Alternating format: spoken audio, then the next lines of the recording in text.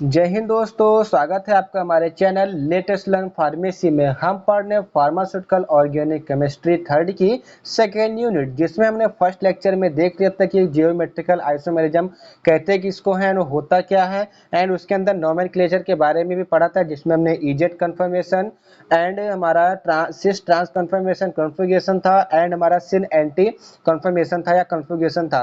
Then हमारा जो next topic आता है वो method of determination of configuration, मतलब मॉलिक्यूल्स में किस प्रकार की कॉन्फ़िगरेशन है, क्या वो है या नहीं है, उसको हम कैसे पता करेंगे। जैसे अगर एग्जांपल के माध्यम से समझना चाहें तो अगर ये हमारा कोई मॉलिक्यूल्स है, ठीक है, इसमें स्पेशल अरेंजमेंट लगे हुए हैं, एटम्स लगे हुए हैं, तो अगर ये हमारा ई कन्फर्मेशन है, ठीक है, अगर ई कन्फर्मेशन है तो अब इसकी हम डिटेक्शन करेंगे। जैसे केवल यही नहीं कि वैसे तो हो सकता है कि मतलब आप स्पेशल अरेंजमेंट ऐसे भी कर सकते हैं, इसका यहाँ पर आप बी कर दीजिए, यहाँ पे आप सी कर दीजिए, यहाँ पे डी, यहाँ पर ए कर दीजिए, ऐसे भी तो कर सकते हैं। लेकिन अगर प्रायोरिटी ग्रुप अगर ऊपर नीचे हो गए, ठीक है, तो वहां पर उसकी तुरंत कन्फर्मेशन बदल जाएगी। तो अगर हमको ये देखना है कि ये जो कंपाउंड है, अगर इसकी कन्फर्मेशन ई बताई गई है, एंटीजीजन बताई गई है, या सिस बताई गई है, या ट्रांस बताई गई है, या एंटी बताई गई है, सिन बताई गई है, तो वो क्या सही बताई गई है उसका डिटर्मिनेशन करते हैं। जैसे आपको एग्जाम्पल पे समझने के माध्यम से समझ रहे हैं कि इससे आप कोई ड्रग प्रिपेयर करते हैं या कोई केमिकल कंपाउंड होता है, आप उसकी एनालिसिस करके बता देते हैं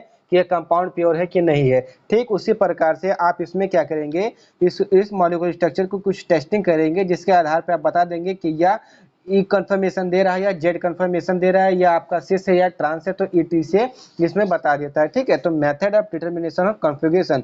तो आई होप आपको ये समझ आया होगा कि इसमें हमको पढ़ना क्या है, मतलब सीधा सीधा डिटर्मिनेशन करना है कि उसमें हमारा कौन से कॉन्फ़िगरेशन पाई जा रही है। ठीक है, specific method for estimation of configuration of geometrical isomerism have not been stabilised. कहने का मतलब क्या है कि अभी तक कोई भी ऐसा मेथड नहीं है जो 100% खरा उतरा हो किसी भी कंपाउंड मॉलिक्यूल के, जो उसको बता दे कि हाँ ये कॉन्फ़िगरेशन सही है या नहीं सही है। मतलब 100% किसी की भी क्वालिटी अच्छी नहीं है। वेरियस मेथड आर यूजफुल, मतलब कहने का क्या है कि कई सारे मेथड हम यूज करते हैं, मतलब डिटरमाइन करने के लिए ज्योमेट्रिकल आइसोमेरिज्म की कॉन्फ़िगरेशन को डिटरमाइन करने के लिए हम कई सारे मेथड यूज करते हैं, जिसमें से हमारा दो मेन आता है। एक फिजिकल प्रॉपर्टीज के आधार पे हम देखते हैं कि उसमें कौन सा आइसोमर्स है, एंड हम केमिकल प्रॉपर्टीज के आधार पे देख लेते हैं कि वो कौन सा आइसोमर्स है। तो फिजिकल प्रॉपर्टी में हम क्या क्या देखते हैं, डाइपोल मूवमेंट देते हैं। अब डाइपोल मूवमेंट का मतलब क्या होता है, जैसे हमने पिछली बार ही स्टैटिस्टिक्स में पढ़ा था, डाइपोल मूवमेंट का मतलब होता है जैसे कोई आपका मतलब सब्सटेंस है या कंपाउंड है, ठीक है, तो उसके बीच में जो इलेक्ट्रिकल चार्ज है, जैसे यहाँ पे पॉजिटिव है, यहाँ पे नेगेटिव है, तो इन दोनों की बीच की दूरी कितनी होगी, इसी को बोलते हैं डाइपोल मूवमेंट। तो इसके आधार पे हम उसको निकाल सकते हैं। किसको निकाल सकते हैं, ये बता सकते हैं कि जो आपका कंपाउंड है वो कौन से आइसोमेरिज्म का है। देन आता है मेल्टिंग पॉइंट। तो आप क्या करेंगे कि उसके मेल्टिंग पॉइंट को देख लेंगे। अभी हम आगे चल के देखते हैं, हायर मेल्टिंग पॉइंट होगा तो क्या होगा, लोअर मेल्टिंग पॉइंट होगा तो क्या होगा, और मतलब कम होने पर क्यों होगा, ईटीसी, मतलब कब क्यों कैसे सब कुछ देखेंगे यहाँ पे। Then refractive index and boiling point acidity. ठीक है, तो इसमें से जो मेन आता है हमारा, एक है dipole movement, melting point and boiling point, ये हमारा मेन होता है। और ये एग्जाम में भी हमको केवल 7 नंबर में पूछा जाता है, तो हमको पूरी डिटेलिंग नहीं लिखनी है। जितना भर इस वीडियो में आपको बताऊंगा उतना ही आपको रिटर्न करना है। 7 में से 5 नंबर आपका कंफर्म रखा रहेगा। ठीक है, देन जो सेकंड मेथड वो केमिकल प्रॉपर्टीज है, मतलब साइक्लाइजेशन। जिसे कहने का मतलब क्या है कि कोई ऐसे कंपाउंड है, कोई ट्रांस आइसोमर्स या सिस आइसोमर्स है, तो वो साइक्लाइजेशन करके कौन सा प्रोडक्ट फॉर्म कर रहा है, साइक्लाइजेशन में भाग ले रहा है या नहीं ले रहा है, ईटीसी हम केमिकल प्रॉपर्टीज में देखते हैं। देन उसको हम नाम देते हैं कि ये इस सिस का है या ट्रांस का है, ई का है या जेड का है, सिन का है या एंटी का हमारा आइसोमर्स है। And by converting into compound of non configuration, और क्या करते हैं कि हम उस कंपाउंड को जो हम कॉन्फ़िगरेशन जानते रहेंगे उसमें कन्वर्ट कर देंगे। तो इसमें भी हम केवल लिखिए पढ़ेंगे साइक्लाइजेशन प्रोसेस। ठीक है, आता केवल 7 नंबर में ही है। तो जो हमारा पहला मेथड है वो क्या है, फिजिकल प्रॉपर्टीज, मतलब जो आपके आइसोमर्स होंगे उनकी फिजिकल प्रॉपर्टीज के आधार पे आप उनको बताएंगे कि वो आपका सिस आइसोमर्स है या ट्रांस आइसोमर्स है, ईटीसी। तो उसमें पहला आता है डाइपोल मूवमेंट। जैसे कि मैंने अभी आपको जस्ट बताया था, जो डाइपोल मूवमेंट होता है वो किसी कंपाउंड के जो दोनों हमारे एनर्जी होती है, पॉजिटिव नेगेटिव होता है या एनायन कैटायन होता है, उनके बीच की दूरी को आप क्या बोलते हैं, डाइपोल मूवमेंट। ठीक है, तो जितना ज्यादा डाइपोल मूवमेंट होगा उसकी उतनी कम एसिमेट्रिक होगी और उतना उतना ही उसकी डायपोल मोमेंट कम होगी। तो cis isomers being asymmetric in structure, मतलब जो हमारा सिस ट्रांस आइसोमर्स होता है या सिस आइसोमर्स होता है, जो उसका स्ट्रक्चर होता है वो आपका क्या होता है, एसिमेट्रिक होता है। जैसे कि यहाँ पर आप देख सकते हैं ये आपका ट्रांस है और यहाँ पे सिस है, ये मतलब क्या है कि ये आपस में एसिमेट्रिक है। मतलब कहने का क्या है, एसिमेट्रिक का मतलब होता है कायरल कार्बन कंटेनिंग किए हुए हैं। So higher value of dipole moment than its corresponding isomers, मतलब जो सिस आइसोमर्स होते हैं वो डायपोल मोमेंट ज्यादा कंटेन किए होते हैं। क्यों कंटेन किए होते हैं, आइए हम आगे देखते हैं। जैसे ये आपका देखिए, ये आपका कार्बन कार्बन डबल बॉन्ड से है, फिर H यहाँ Cl HCl, तो यहाँ पर आपका क्या ट्रांस आइसोमर से, तो इसका नाम हो जाएगा ट्रांस 1,2 डाइक्लोरोएथाइल। अब जब यहाँ पर इसकी पॉजिटिव नेगेटिव चार्ज देखेंगे, मतलब जैसे ही देखिए यहाँ पर आप सीधा H और C को, मतलब इस एक कंपाउंड को उठा लीजिए HCH, ठीक है। तो अभी आप देखेंगे कि यहाँ भी पॉजिटिव होगा, यहाँ भी नेगेटिव पॉजिटिव, यहाँ नेगेटिव, यहाँ नेगेटिव। तो आप देखेंगे कि इनके बीच की जो दूरी है वो बहुत कम है, ठीक है।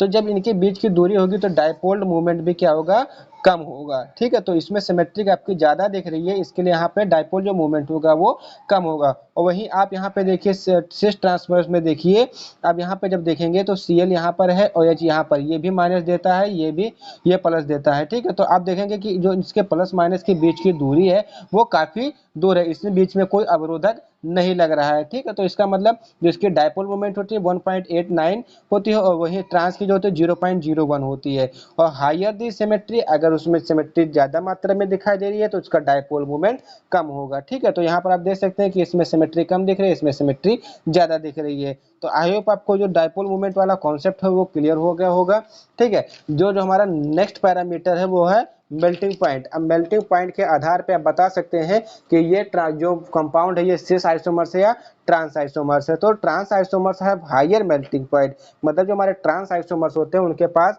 हायर मेल्टिंग पॉइंट, मतलब वो ज्यादा डिग्री सेंटीग्रेड पे मेल्ट होते हैं देन कोरिस्पॉन्डिंग एजेंट, मतलब या सिस आइसोमर्स के मुकाबले। अब होता क्यों इसमें मेल्टिंग पॉइंट ज्यादा, तो आइए हम एग्जांपल के माध्यम से समझते हैं।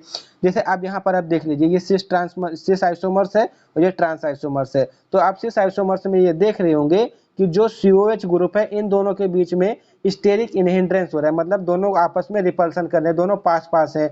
और यहाँ पर HH भी आपके क्या है, दोनों पास पास हैं। तो जिसके वजह से क्या होता है कि इसमें इलेक्ट्रॉन का रिपल्सन ज्यादा होता है, और जब किसी भी कंपाउंड में इलेक्ट्रॉन का रिपल्सन ज्यादा होने लगता है तो वो अपनी जो स्ट्रॉन्ग होता है, मतलब जो कहते हैं कि पावर होता है, वो धीरे धीरे खोने लगता है, तो जिससे कारण से वो जल्दी मेल्ट हो जाता है। तो ये आपका क्या है, मैलिक एसिड है। और मैलिक एसिड का मतलब जो मेल्टिंग पॉइंट होता है वो 130 डिग्री सेंटीग्रेड होता है। और वहीं आप यहाँ पर देखेंगे ट्रांस आइसोमर्स में, तो ट्रांस आइसोमर्स में देखेंगे आपका H यहाँ पर है, H यहाँ पर है।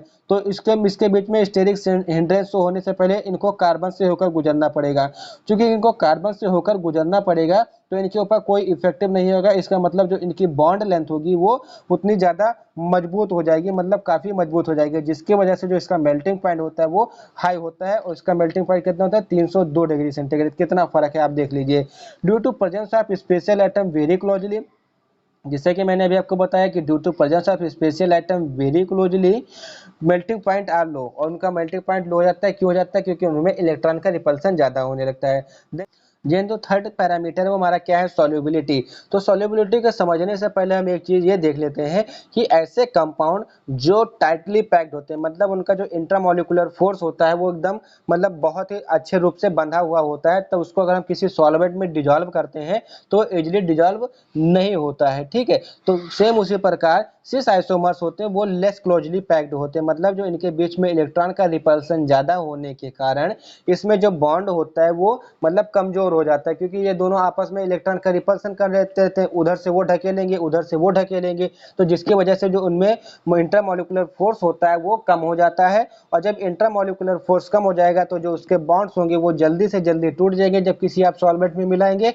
और जब उसके बॉन्ड टूट जाएंगे तो उसकी जो सॉल्युबिलिटी होगी वो बढ़ जाएगी, जल्दी सोल्यूबल हो जाएगा। और अगर वहीं पर अगर हम ट्रांस आइसोमर्स में देखें तो ट्रांस आइसोमर्स में जस्ट अभी आप एग्जांपल के माध्यम से इस तरह से समझिए कि ये ट्रांस आइसोमर्स है, ठीक है। तो ट्रांस आइसोमर्स में आप देख रहे हैं कि इसमें कहीं भी इलेक्ट्रॉन का रिपल्सन किसी भी मॉलिक्यूल्स में नहीं हो रहा है, जिसके वजह से ये अपना बॉन्ड जल्दी नहीं तोड़ेगा। और जब ये अपना बॉन्ड ही जल्दी नहीं तोड़ेगा तो ये सॉल्युबिलिटी दिखाएगा ही नहीं उतनी ज्यादा, ठीक है, तो इसलिए वो क्या होते हैं कि लेस सॉल्युबल होते हैं। तो अगर आप किसी कंपाउंड को किसी भी सॉल्वेंट में डाल लें, किसी भी सॉल्यूट को सॉल्वेंट में डाल लें, तो अगर वो इजीली डिजॉल्व हो जा रहा है और सॉल्युबल हो जा रहा है, तो इसका मतलब वो कौन सा आइसोमर्स है, आपका सिस आइसोमर्स है। ठीक है, अब एग्जांपल के जैसे माध्यम से मैलिक एसिड जो होता है उसको, जो मैलिक एसिड क्या आपका सिस फॉर्म है, मतलब उसके जो अरेंजमेंट होते हैं वो सेम साइड पे होते हैं, तो वो सिस फॉर्म है। ठीक है, तो उसमें क्या होता है 79 ग्राम पर 100 ml ऑफ वाटर ऐड, मतलब आप 100 ml वाटर में 79 ग्राम मैलिक एसिड डिजॉल्व कर सकते हैं, सॉल्युबल होते हैं, वो भी 20 डिग्री सेंटीग्रेड पे। वही जो फ्यूमारिक एसिड होता है वो आपका क्या होता है, ट्रांस आइसोमर्स होता है, उसकी क्वांटिटी केवल आप 0.7 ग्राम ही ले सकते हैं 100 ml में सॉल्युबल बनाने के लिए एट 20 डिग्री सेंटीग्रेड। तो आई होप आपको ये फिजिकल मेथड समझ में आया होगा। देन जो हमारा आता है वो क्या है, केमिकल प्रॉपर्टीज के आधार पर हम पता करते हैं कि वो हमारा जो आइसोमर्स है वो सिस है या ट्रांस है। तो साइक्लाइजेशन प्रोसेस, मतलब when an open chain cis isomers is subjected, मतलब जो सिस आइसोमर्स होते हैं वो भी ओपन चेन के एट अ हाई टेम्परेचर जब उनको दिया जाता है तो उसमें हाइड्रोलिसिस होने लगती है। क्यों हाइड्रोलिसिस होने पर होती है, क्योंकि जो उनमें इलेक्ट्रॉन का रिपल्सन होता है वो ज्यादा से ज्यादा होता है, जिसके कारण से जो उनकी इंटरमॉलिक्यूलर फोर्स होती है वो कम हो जाता है, और उसके कम होने की वजह से उसके बॉन्ड जल्दी ब्रेक हो जाते हैं, जिसके कारण से वो अपने हाइड्रोजन को डोनेट करने लगता है, वाटर मॉलिक्यूल को निकालने लगता है। ठीक है, तो जब वहां पर हाइड्रोलिसिस प्रोसेस होने लगेगी और एक साइक्लिक मॉलिक्यूल फॉर्म कर लेगा। तो अब मतलब सीधा समझिए साइक्लिक प्रोसेस का मतलब क्या होता है कि किसी भी ओपन चेन कंपाउंड को एक साइकिल में बंद कर देना, साइक्लिक स्ट्रक्चर बना देना, that's known as cyclisation process. और ये होता कहां पर है, जब ऐसे कंपाउंड जिनके बीच में इंटरमॉलिक्यूलर फोर्स कम होता है उनको हम टेम्परेचर ज्यादा देते हैं, देन क्या होता है उसमें हाइड्रोलिसिस प्रोसेस आकर होने लगती है, और जिससे कारण से जो मॉलिक्यूल है वो साइक्लिक स्ट्रक्चर में चेंज हो जाता है। व्हेयरएज जबकि जो ट्रांस आइसोमर्स होते हैं does not form cyclic structure on heating, क्यों नहीं करते हैं, क्योंकि उनके बीच में जो इंटरमॉलिक्यूलर फोर्स होता है वो बहुत ही हाई क्वालिटी का होता है, हैवी होता है।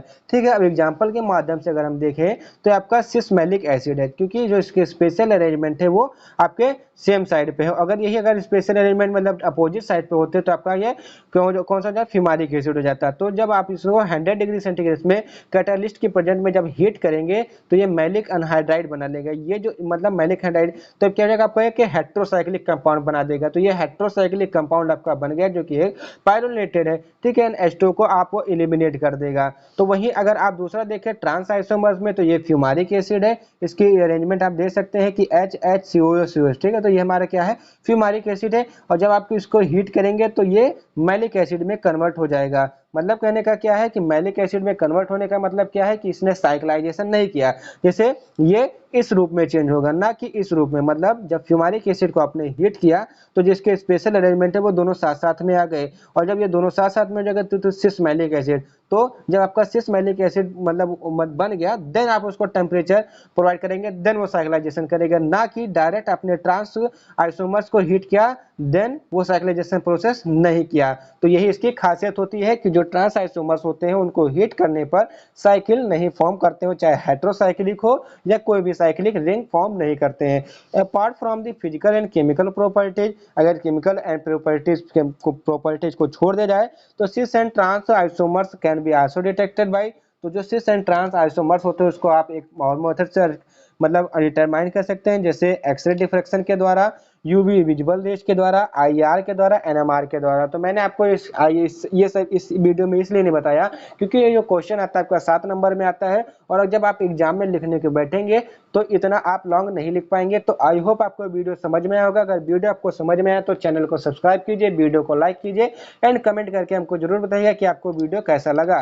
देन जो हमारी नेक्स्ट वीडियो आएगी इसी केमिस्ट्री में वो होगी हमारी conformational isomerism in ethane and butane and cyclohexane. तो ये हम पूरा एक ही वीडियो में कवर अप कर लेंगे। उसके बाद हमारी आएगी stereo specific and stereo selected and condition, तो हम 3-4 दिन में इसको कंप्लीट कर लेंगे। तो अगर आपने वीडियो कंप्लीट देखा हो तो thank you for watching the video from the latest learn pharmacy family.